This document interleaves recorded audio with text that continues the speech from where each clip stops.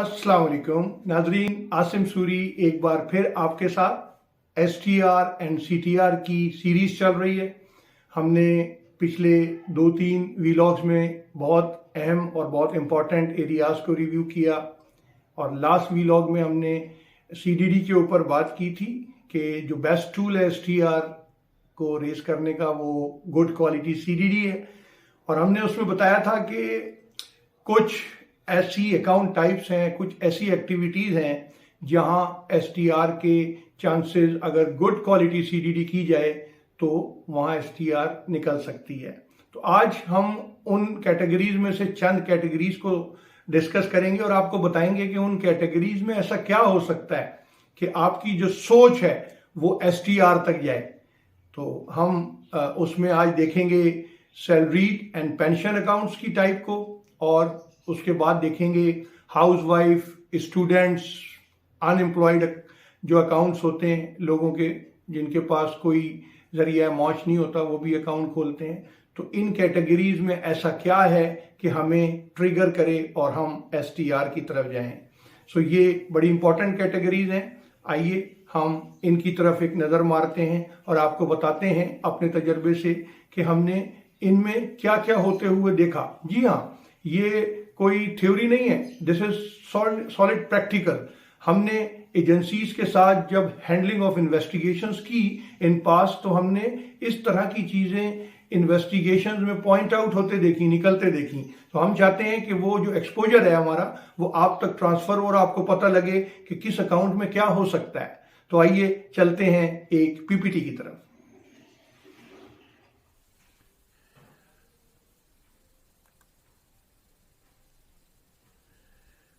जनाब, ये है हमारा फर्स्ट स्टेप सैलरी और पेंशन अकाउंट के। यहाँ पर हम बात कर रहे हैं कि क्या STRs रेज हो सकती हैं इन अकाउंटों में जिन्हें हम टिपिकली बड़ा लो रिस्क लेते हैं, और ये होते भी लो रिस्क हैं। बट याद रखें कि इधर भी STR के चांसेस इक्वल हैं।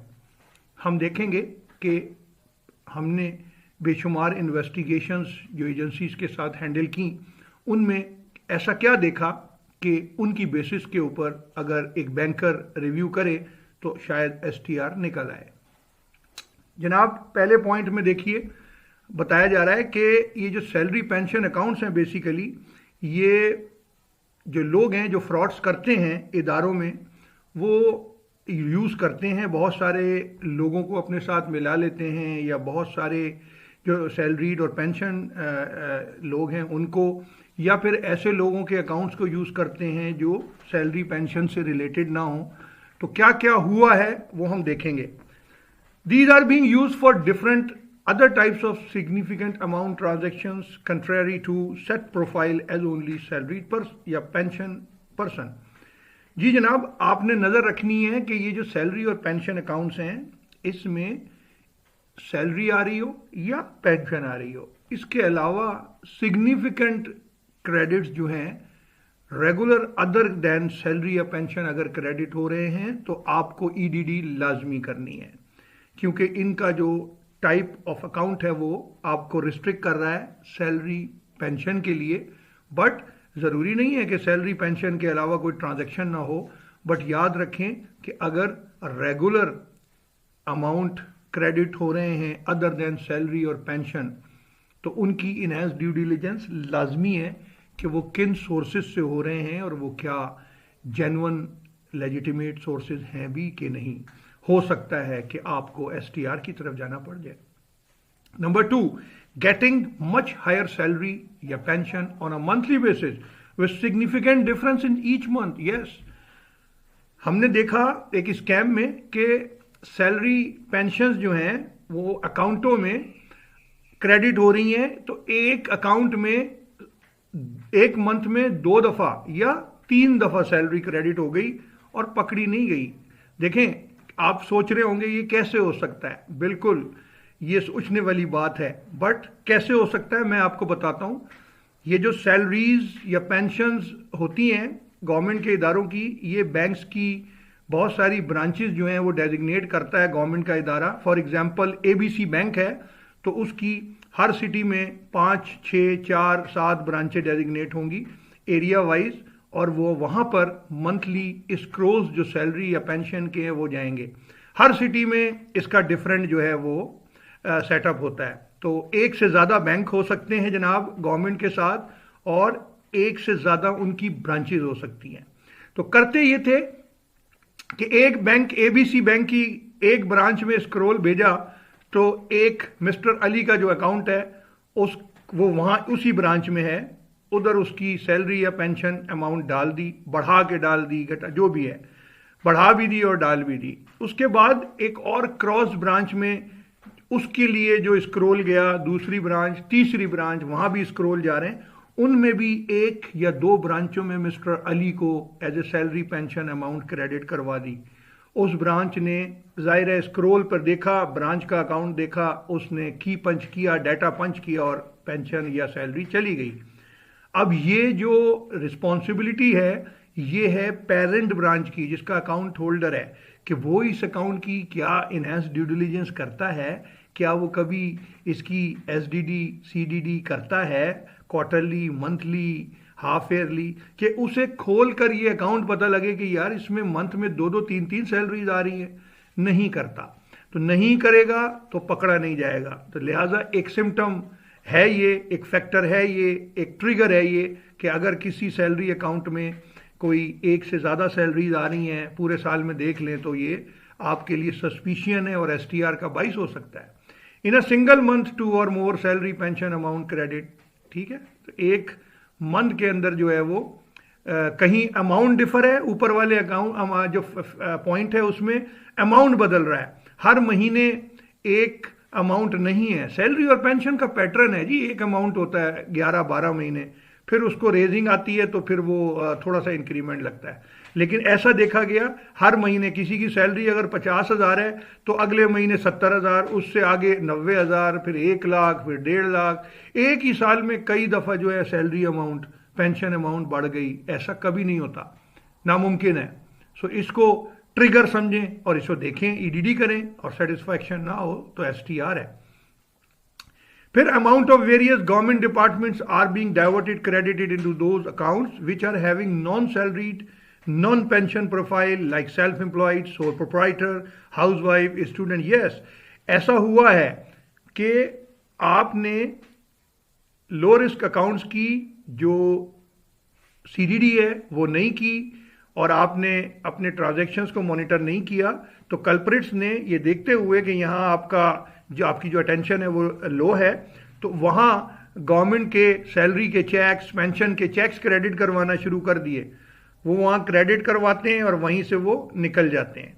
तो आपका प्रोफाइल ही नहीं है गवर्नमेंट चेक्स आने का, क्रेडिट होने का, सैलरी के रिलेटेड, पेंशन के रिलेटेड, या कोई और गवर्नमेंट रिलेटेड रिम्बर्समेंट के हिसाब से आपका प्रोफाइल ही नहीं है। आप तो सेल्फ एम्प्लॉयड हैं, सोल प्रोप्राइटर हैं, हाउस वाइफ हैं, स्टूडेंट हैं, आपका पर्सनल सेविंग अकाउंट है। तो आपने ये जहन में रखना है कि अगर ऐसा हो रहा है आपके किसी सैलरी पेंशन अकाउंट में या सेल्फ एम्प्लॉयड सोल प्रोप्राइटर्स में कि वहाँ सैलरी पेंशनें आ रही हैं, तो बिल्कुल ये ट्रिगर है, इसको देखें, रोकें और एसटीआर पे जा सकते हैं।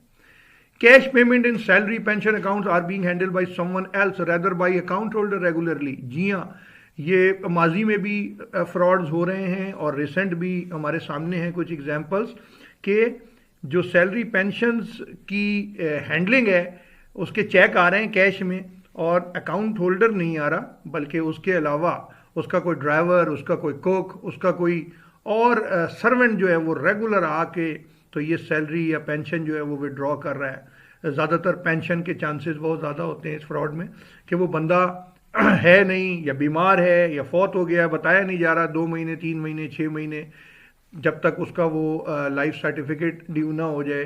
तो इसमें भी आपको नज़र रखनी है, ये फैक्टर है कि इस पर आपका फ्रॉड बिल्कुल हो सकता है। हाउसवाइफ, स्टूडेंट, अनएम्प्लॉयड, जी दूसरी category, carrying significant high value transaction regularly without giving satisfaction. जनाब इनके प्रोफाइल में लिमिटेड ट्रांजैक्शंस होंगे, लो अमाउंट होंगे, बहुत high risk high value amount नहीं होंगे। तो अगर कोई significantly high value transaction regular होने लगे तो बिल्कुल आपको ट्रिगर आना चाहिए, आपकी एसटीआर बन सकती है। मैं आपको बड़ा क्लियर बता रहा हूँ कि अगर बड़े बड़े ट्रांजेक्शन्स हैं तो एसटीआर की तरफ आप जा सकते हैं, इसे इनहैंस ड्यू डिलिजेंस करके रिव्यू कर लें। Carrying business nature number and volume of transactions regularly with no justification. इन अकाउंटों में कैसे बिजनेस नेचर के नंबर और वॉल्यूम ट्रांजेक्शन हो सकते हैं? जस्टिफिकेशन नहीं है, ये तो प्रोफाइल ही नहीं है बिजनेस का या सैलरी का। तो इसमें अगर हर महीने 50, 60, 40, 25 ट्रांजेक्शन हो रहे हैं डेबिट क्रेडिट के और उनके अमाउंट भी अच्छे बड़े हैं, तो ये डेफिनेटली कोई ना कोई टैक्स इवेजन है। एसटीआर ज़रूरी है, बिजनेस हो रहा है कोई, तो इसको इस फैक्टर के ऊपर भी एसटीआर बन सकती है। Carrying account transfer into some non related customers regularly. जी प्लीज़ इन अकाउंटों पे नज़र रखनी है। ये बड़ा एक एसटीआर का फैक्टर है कि इन अकाउंटों से रेगुलर ऐसे अकाउंटों में जिनका रिलेशन नहीं है, ट्रांसफ़र के जो है ना वो अमाउंट्स जो हैं वो ट्रांसफ़र हो रहे हैं, अकाउंट टू अकाउंट ट्रांसफ़र हो रहा है, इंटरनल ट्रांसफ़र, आईबीएफटी, दोनों में से कोई भी, एक ही बैंक में अकाउंट ट्रांसफ़र या other than bank account transfer, क्यों हो रहा है, क्या रीज़न है? रीज़न देखना बड़ा ज़रूरी है, मे भी आपकी एसटीआर बन जाए। Carrying significant flow of online transactions without any profile disclosure. Yes, this is very critical, very important. इन अकाउंटों में ऑनलाइन फ्लो है अगर ट्रांजेक्शन्स का, तो प्लीज़ रिव्यू करें। बहुत ज़्यादा फ्रॉड्स हैं इन अकाउंटों में जहाँ पे ये अकाउंट इस कैटेगरी में खुलवाए हैं और वहाँ पर फिर ऑनलाइन फ्रॉड किए गए हैं और उसके बाद रफू चक्कर। सो आप अगर ऑनलाइन ट्रांजैक्शंस का फ्लो देखें तो प्लीज रिव्यू करें, पूछें। जी जनाब, तो ये थी आज की व्लॉग। आपने देखा कि सैलरी पेंशन अकाउंट हो, हाउसवाइफ, स्टूडेंट अकाउंट्स हो, इनको इजी नहीं लेना। ठीक है, ये आपकी हिसाब से लो या मीडियम रिस्क में फॉल करते होंगे, बट याद रखें कि इनकी जो टाइप है ये यूज हुई है, इसमें फ्रॉड्स हुए हैं, इसमें स्कैम्स हुए हैं बड़े बड़े। ठीक है जी, सैलरी पेंशन के पूरी दुनिया में scams millions and billions rupees के हमने देखे हैं होते हुए। सो इसलिए इसे लाइट नहीं लेना। इन्हें इन फैक्टर्स पे प्लीज मंथली, क्वार्टरली, जब आपको टाइम मिले इनको रिव्यू करें। याद रखें, अगर इनमें से कोई फैक्टर आपके अकाउंट्स में quarterly, half yearly, monthly review में नहीं निकलता तो बहुत अच्छी बात है, लेकिन अगर है तो वो निकलना चाहिए, उसको प्रोब होना चाहिए, उसकी गुड क्वालिटी सीडीडी या ईडीडी होनी चाहिए। एंड देन अगर वो नई सेटिस्फेक्शन पर आपके क्राइटेरिया पे जाता तो definitely you have to raise STR. So thank you very much once again in vlog series को एसटीआर सीटीआर की देखने का, कमेंट करने का। प्लीज अपने कमेंट करते रहिएगा, मुझे आगे के लिए सहूलत होती है, आपकी गाइडेंस के लिए, आपके जवाबात देने के लिए। और इंशाल्लाह अगली एक लास्ट बल्कि अभी शायद एक और व्लॉग हो, क्योंकि हम ये टाइप जो हैं इनको जरा डिटेल से देख रहे हैं कि इनमें क्या फैक्टर्स हैं। सो इंशाल्लाह अगली व्लॉग में फिर मुलाकात होगी। थैंक यू वेरी मच, अल्लाह हाफिज। इस वीडियो को जरूर लाइक करें, चैनल को सब्सक्राइब करें और देखते रहें free learning. Thank you, Allah Hafiz.